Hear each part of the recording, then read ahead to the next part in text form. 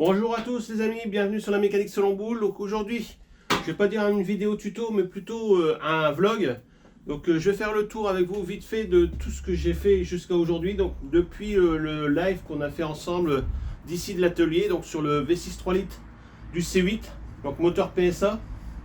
Pour ceux qui ne nous suivent pas, c'est un moteur qu'on retrouve dans pas mal de véhicules PSA, ainsi que quelques véhicules Renault aussi. Donc voilà. Aujourd'hui, je vais vous emmener avec moi sur ce que j'ai déjà réalisé depuis ce fameux live. À savoir que je voudrais faire avec vous aujourd'hui, c'est l'étanchéité du carter inférieur. Si on a le temps, on commencera à remonter les arbres à cam et peut-être faire une étanchéité déjà sur une culasse ou deux. Je verrai bien par rapport à la vidéo. Je ne veux pas qu'elle dure trop longtemps non plus. Donc je vous prends avec moi, je vous fais voir l'état du moteur. Donc je l'ai nettoyé comme ça au pinceau, au nettoyant frein. Le but c'était vraiment pas de trop démonter. Je voulais juste faire l'étanchéité du haut moteur et du bas moteur, puis voir après son comportement une fois qu'il sera dans le véhicule, et surtout avoir le temps d'en préparer un deuxième. Voilà. Donc je vous prends avec moi et je vous amène voir un petit peu ce que j'ai fait depuis la dernière fois. Donc voilà l'aspect général du moteur. Alors voilà, donc comme je ne l'ai pas déculassé, bon, j'ai pas pu passer tout au bac à ultrasons. J'ai fait le plus gros nettoyage à la main. Voilà. Pas oublier aussi qu'on a un peu d'oxydation, vu que ça fait un moment qu'il n'a pas tourné le moteur, ça fait plus d'un an maintenant. Voilà, donc j'avais fait une vidéo aussi sur la distribution. Je vous mettrai le lien en haut à droite. Et dans la description, je vous mettrai aussi les différents liens vers les vidéos que j'ai déjà fait sur le C8 V6 ainsi que le live. Voilà, donc j'ai nettoyé le mieux possible mes conduits. Voilà, les plans de joint sont prêts, il ne reste plus qu'à les dégraisser et redonner un petit coup de pavé de verre. J'ai déjà fait tout ce qui est arbre à cam, couvercle, tout a été passé au bac à ultrasons. De toute façon, je vais vous mettre tout de suite la vidéo du passage au bac à ultrasons. Je vous ai fait un petit résumé rapide, mais vous verrez que l'état où ils sont rentrés et comment je les ai récupérés. Voilà. Donc, le restant des pièces c'est bien rangé, trié, répertorié. Souvent, vous me demandez comment je m'y retrouve. Ben voilà, vous voyez, je mets tout dans des petites bouteilles que je coupe et je mets des annotations suivant où se trouve la visserie. Voilà. C'est là on a quand même pas mal de vis qu'il faudrait replacer. Donc là on a toujours la boîte 4 HP20 en bon état. Donc là ici en trempage nos arbres à cam. Alors comme ils sont passés au bac à ultrasons qui a tendance à oxyder aussi en sortie de bain, je les ai mis directement dans un bain d'huile. Comme ça au moins ils sont protégés de l'humidité et de tout ce qui pourrait les remettre à rouiller assez rapidement. Voilà. Alors j'ai voulu remonter les arbres à cam de la donneuse, donc le moteur que j'ai en double. Mais le problème c'est que le moteur a dû tourner un moment sans huile parce que j'ai les arbres à cam au niveau des paliers qui sont griffés. Alors je vous ferai voir ça dans une prochaine vidéo. Voilà, je suis un peu déçu mais bon. Ça me reste quand même pas mal de pièces d'échange. Mais par contre j'espère que le vilebrequin et les paliers de vilebrequin ne seront pas touchés sur ce moteur là. Ensuite, ici on a les différents supports que j'ai retirés sur le moteur, donc que je vais passer au bac à ultrasons. Alternateur, j'en ai un beaucoup plus propre, donc celui-là je vais le refaire, mais je vais en monter un autre en attendant. La pompe à huile qui fuit, je vais la remplacer, donc la pompe de DA. Et ensuite je vais nettoyer tout le reste. À savoir que je dois changer aussi la poulie débrayable de notre groupe compresseur. Alors j'avais celui de la donneuse, mais encore dans un plus triste état. L'embrayage est HS aussi, par contre même le compresseur de clim est HS. Donc sûrement dans une vidéo je vous ferai voir comment ça se passe à l'intérieur d'un compresseur de clim.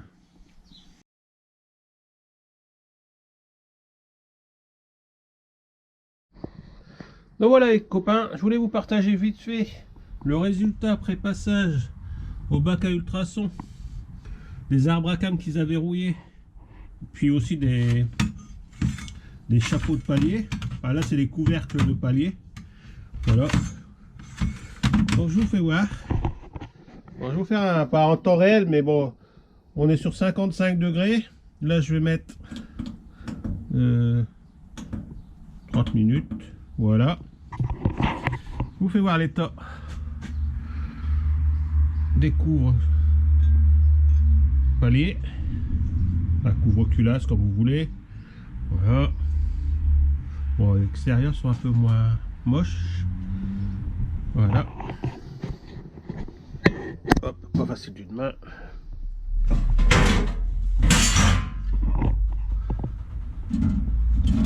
Hop. Donc moi je fais chauffer mon eau avec une bouilloire. Donc je peux vous faire voir si vous voulez. Hop. Donc moi je fais chauffer mon eau à la bouilloire électrique. Dès qu'elle bout, je vais la rajouter dans mon bac à ultrasons. Et après je sélectionne la température que je veux pour mon bain. Puis bon bah voilà, ça me permet d'avoir un peu plus de temps d'eau chaude, on va dire, enfin de liquide chaud. Voilà. Et en ce qui concerne le produit que je mets dedans, voilà, je sais pas s'il va faire la mise au point. Eco Plus New, donc c'est MW Tools qui fait ça. Donc j'avais trouvé sur Amazon, je suis pas sponsorisé mais voilà. Et du coup bah c'est parti pour 30 minutes. Voilà. Donc vous inquiétez pas, je fais pas de triche, on les ressortira après 30 minutes. A tout de suite. Voilà les amis, donc on est arrivé à 0. Alors par contre ça fait au moins 5 minutes qu'il doit être terminé. Si j'ai pas regardé exactement le temps précis, comme j'étais occupé devant. Voilà, on va dire qu'il restait à température, mais le cycle a duré 30 minutes. Hop.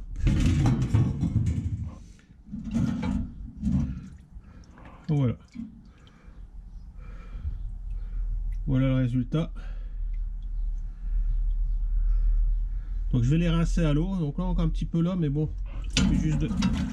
je pense que c'est comme ils ont resté 5 à 10 minutes comme ça sans ultrasons. Voilà, un petit dépôt qui s'est formé, mais sinon là on va les rincer à l'eau pour éviter que l'oxydation attaque l'aluminium. Et là je vais mettre les arbres à cam. Hop, je tire le deuxième, c'est chaud. Wow. Voilà, par contre, ouais, non, je crois que ouais, on est rincé un coup. Ouais, parce que ça n'a pas bougé en plus avec. Ouais, voilà, ouais, c'est juste le dépôt. Hein. On va les rincer. Hop, ça va le faire tout seul. Voilà, ouais. C'est le dépôt qui s'est formé vu que c'est quand même la deuxième fournée que je mets. Mais celui-là, il est un peu plus crade quand même. Hein. Je sais pas si.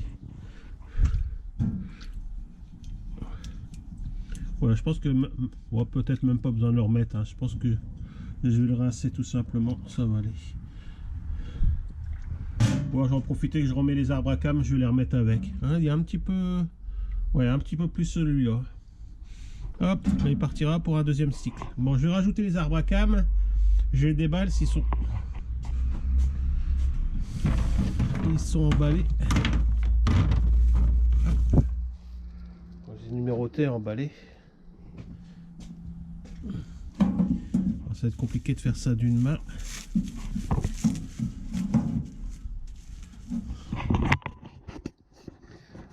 Attends, je vais essayer de mettre ça sur le bidon.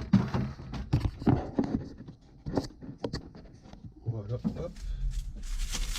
Déballer ça pour vous faire voir dans l'état je les mets dedans. Là par contre on va partir sur 2 fois 30 minutes parce que une fois 30 minutes tout à l'heure j'ai pas eu assez pour les autres arbres à cam. Donc on va faire 2 fois sur ceux-là. Surtout que le bain est un peu vieilli vu que j'ai déjà passé les 4 couvre-culasses, 2 arbres à cam donc.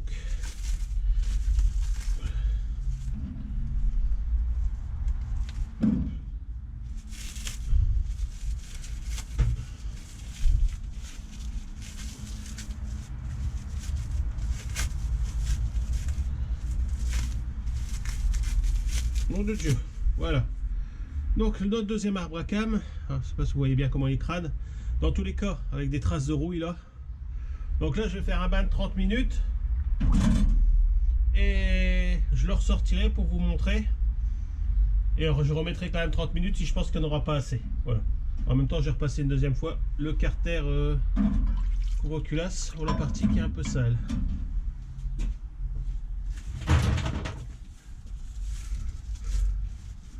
Donc je déballe le deuxième, je lance les 30 minutes et on se retrouve après. Donc voilà, là ce coup-ci, j'ai attendu pile poil les 30 minutes. J'espère que ça fera pas trop de vapeur sur l'écran.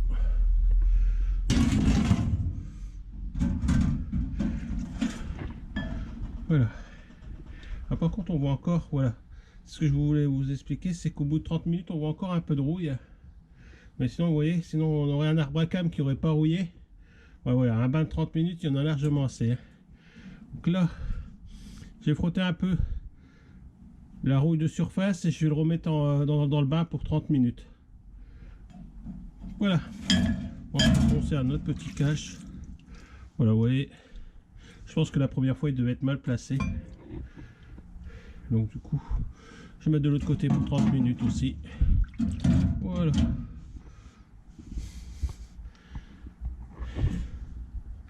J'espère que cette petite démonstration vous a plu. Bon, moi je relance sur 30 minutes.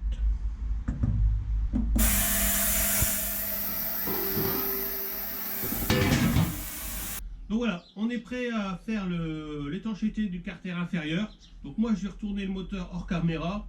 On se retrouve tout de suite après pour le démontage de ce dernier. Après moi je ferai une pause, je mettrai le carter en peinture, je vous reprendrai après et on refera le montage. Mais tout ça vous vous rendrez pas compte si ça sera à la suite de la vidéo. Voilà, allez c'est parti. Donc voilà les amis, c'est parti. Donc on va faire l'étanchéité du carter d'huile. Donc ici c'est un joint en pâte. En même temps je vais faire un visuel sur la pompe à huile.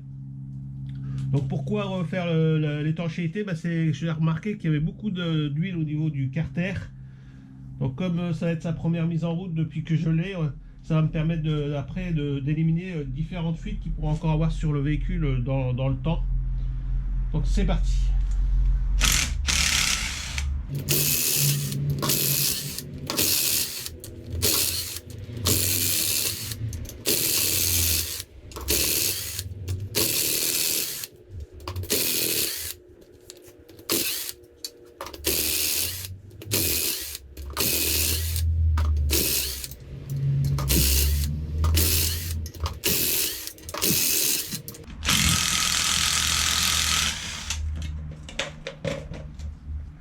Voilà, j'ai retiré tout. J'ai retiré les vis. Donc, comme vous avez pu voir, le joint n'est même pas collé. Donc apparemment c'est un joint qui est dans le carter, ouais. Donc c'est pas un joint de pâte, c'est un joint d'étanchéité. Donc je vais voir s'il est référencé pour voir si je peux le trouver. En tout cas ça part au bac à ultrasons pour un nettoyage. Donc dans l'ensemble ça va, par contre on peut se rendre compte qu'on a des différents morceaux de pâte à joint qui sont dans la crépine. Donc ça, il va vraiment falloir faire attention quand je vais faire l'étanchéité du moteur. Vu que c'est à la pâte, c'est pas d'en abuser parce que automatiquement on va retrouver le surplus au niveau de la crépine. Voilà, donc ça à éviter. Donc je nettoie tout ça, je refais le carter, un petit coup de peinture, donc bac à ultrasons, peinture, et on se retrouve pour le remontage. Allez, à tout de suite. Voilà les copains, alors j'ai d'abord dégraissé un peu les différents éléments qu'il y avait dans le carter d'huile. Donc je pense à la descente de la pompe à huile, donc la crépine. J'ai ici la vis qui fait la plaque sandwich du réchauffeur pour le filtre à huile. Donc ici on a de la jauge. Donc c'est parti pour 30 minutes. Alors j'ai mis les vis aussi dans un petit bac avec du produit dedans. Donc ça permet quand même qu'il se nettoie au bac à ultrasons sans que les vis se répartissent dans le bac. Donc vous mettez ça dans un récipient que vous mettez à l'intérieur de votre bac à ultrasons et ça va permettre de nettoyer les vis aussi par ultrasons. Donc toutes les pièces que j'ai mis à l'intérieur ont été dégraissées au bac à la station de dégraissage. C'est une petite station que j'ai portatif ou avec un pinceau et une pompe qui fait circuler du liquide. Donc tout ça, ça a été dégraissé.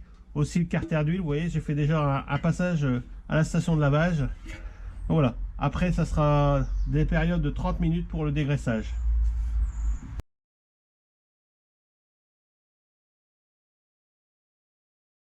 Donc voilà les amis, nous nous retrouvons pour repositionner notre carter d'huile. Alors à savoir que depuis que j'ai commencé la vidéo et aujourd'hui, il s'est passé au moins 15 jours, 3 semaines. De toute façon, j'ai fait aussi, entre temps, j'ai fait la vidéo sur la boîte 1 litre 4 AGI. Donc ça vous donne un petit peu le temps que j'ai utilisé. Donc j'ai pas perdu de temps non plus. Le carter, il était peint. Donc même anti-rouille que sur la boîte à vitesse d'un litre 4 HDI. Donc c'est un anti-rouille brillant direct. Voilà, donc dégraissé, repeint. Donc comme vous avez pu voir juste avant, donc j'ai passé au bac à ultrasons la descente de la jauge, la crépine qui a été nettoyée, enlevé tous les impuretés, passé au bac à ultrasons, et la platine du dessous par la même occasion que j'ai fait. Voilà, donc tout ça c'est propre, c'est remonté. J'ai remplacé les deux joints toriques aussi. Donc c'est le joint torique qui vient ici en dessous de la crépine, et le deuxième c'est celui de la jauge à huile. Voilà, donc j'ai remis des neufs. Donc on va pouvoir passer à l'étanchéité du carter d'huile. Donc à savoir que de base, je pensais que c'était un joint qu'on achetait dans le commerce. Mais non, après beaucoup de recherches, je m'aperçois que c'est un joint qui est fait directement à la pâte à l'usine. Donc il donne plus ou moins cet aspect de joint d'origine. Mais non, c'est un cordon de pâte qui est fait directement à la machine. Alors je sais pas, on voit ici le raccord. Voilà, je sais pas si vous voyez bien la vidéo. Mais ici le raccord du cordon il est là. Donc du coup, le cordon d'étanchéité, je vais le faire avec la pâte à joint que j'utilise régulièrement de chez Wurtz. Alors c'est pas un placement de produit, mais bon, c'est quelque chose que j'utilise tout le temps et qui va super bien. Donc je vous rapproche tout de suite du carter d'huile et on va tirer le cordon. Allez, c'est parti. Donc on va faire notre cordon. Alors je vais utiliser le rebord intérieur pour faire notre cordon, pour avoir plus ou moins la même forme qu'à l'origine. Et pas avoir trop de débordement à l'intérieur du carter.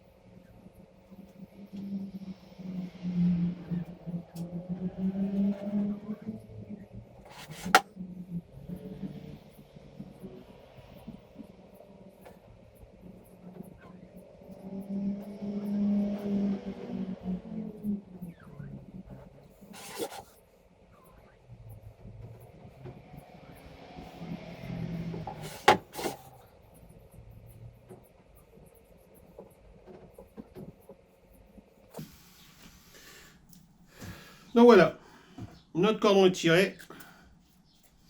Alors, je vous fais voir.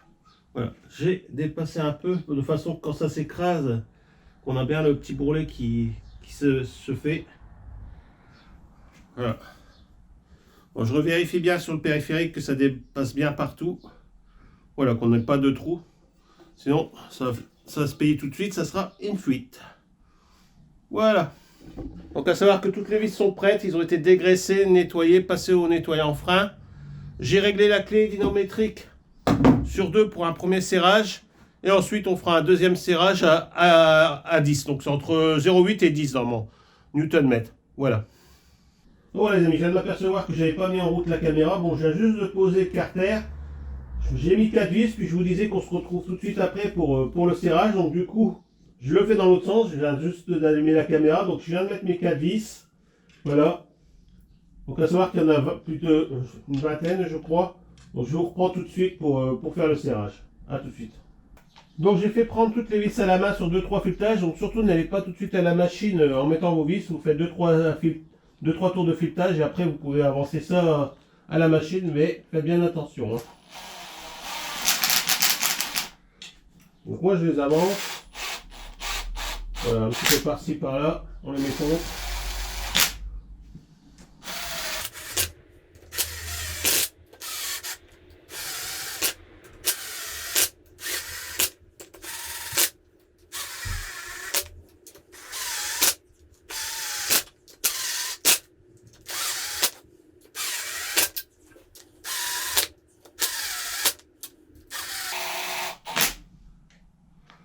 Voilà.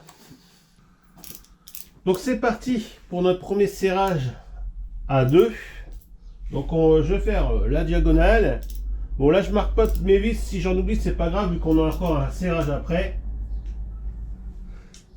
Donc le but c'est d'avancer bien correctement le carter.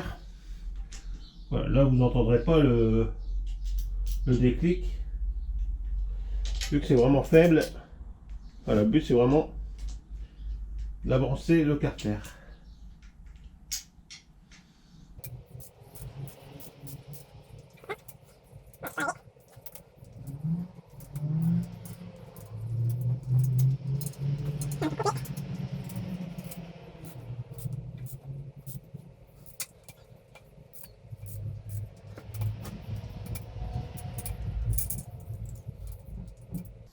Voilà, donc là j'ai passé à 10. Alors faut que je mette mes lunettes parce que sinon je ne vois pas. Donc voilà, c'est parti pour notre coupe de serrage à 10 Nm. Donc là par contre je vais les marquer au fur et à mesure pour ne pas en louper une.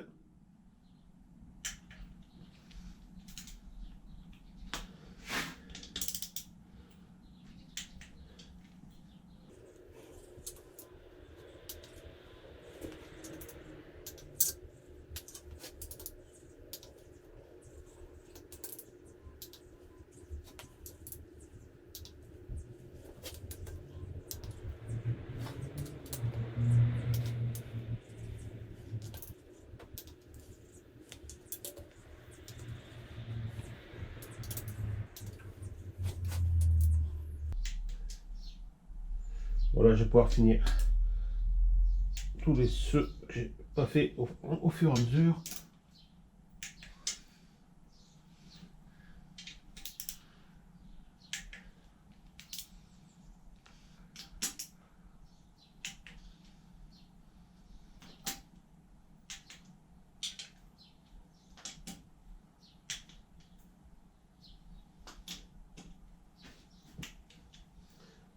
Voilà.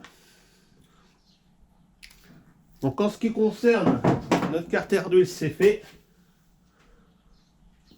Donc je vous amène, on peut se rendre compte qu'on a un léger petit bourrelet de pâte à joint qui est sorti. Donc c'est que bon, on n'est pas mauvais, j'en ai pas mis trop. Voilà, si c'est vraiment léger. Donc je termine avec le bouchon de vidange avec un nouveau joint.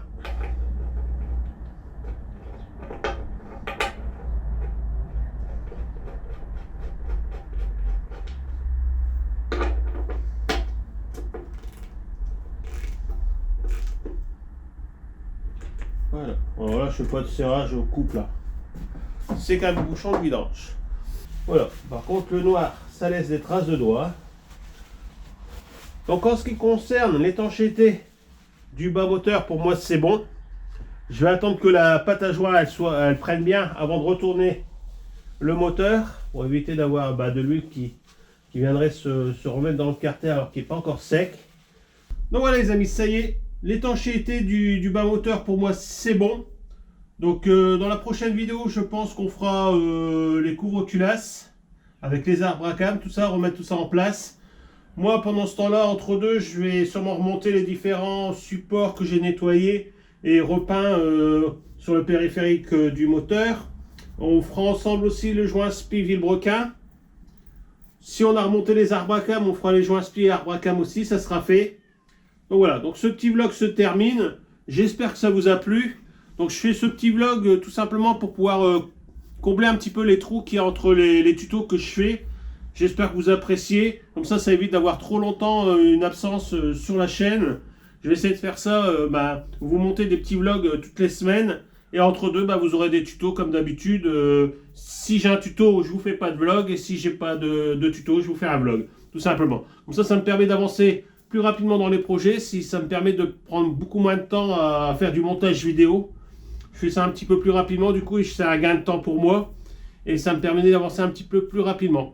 Voilà, donc je vous ferai des vlogs différents suivant ce que je fais au moment dans la semaine où interviendra ce fameux vlog.